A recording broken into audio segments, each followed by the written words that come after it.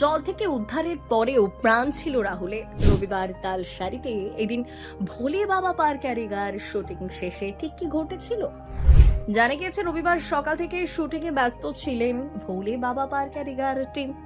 সঠিকভাবে শেষ হয় কাজ।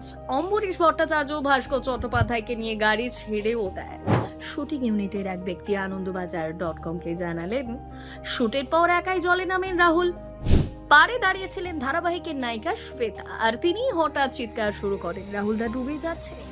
এরপর সকলে মিলে সাথেই নামেন উদ্ধারে। এমনকি সমুদ্র থেকে যখন রাহুলকে উদ্ধার করা হয় তখনও বেঁচে ছিলেন তিনি।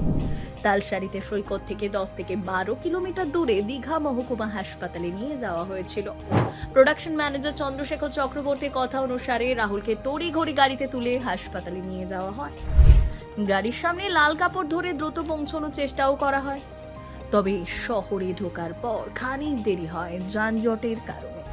গাড়ির মধ্যেই রাহুলের শারীরিক অবস্থা দ্রুত খারাপ হতে থাকে। তিনি প্রচন্ড শ্বাসকষ্টে ভুগছিলেন। সঙ্গে থাকা টেকনিশিয়ানরা তার বুকে হাত বুলিয়ে তাকে সুস্থ রাখার চেষ্টা করছিলেন, যাতে কোনোভাবে তাকে বাঁচানো যায়। চন্দ্রশেখরের অনুমান, হাসপাতালে পৌঁছানোর আগেই রাহুলের হার্ট অ্যাটাক হয়। পুরো ঘটনাটি প্রায় 20 থেকে 22 মিনিটের মধ্যে ঘটে। হাসপাতালে পৌঁছানোর পর ডাক্তাররা তাকে মৃত বলে ঘোষণা করে। সোমবার কাথি হাসপাতালে ময়নাতদন্ত হবে। ঘটনার সময় উপস্থিত ছিলেন রাহুলের গাড়ির চালকও। তিনি জানিয়েছেন, রাহুলদা সমুদ্রের দিকে এগিয়ে যাচ্ছিলেন, আমি বারবার বারণ করেছিলাম, শোনেননি আমার কথা। এদিকে চোখের সামনে রাহুলকে জলে ডুবে যেতে দেখে মানসিকভাবে বিধ্বস্ত হয়ে পড়েছেন তার ধারাবাহিকের নায়িকা শ্বেতাও।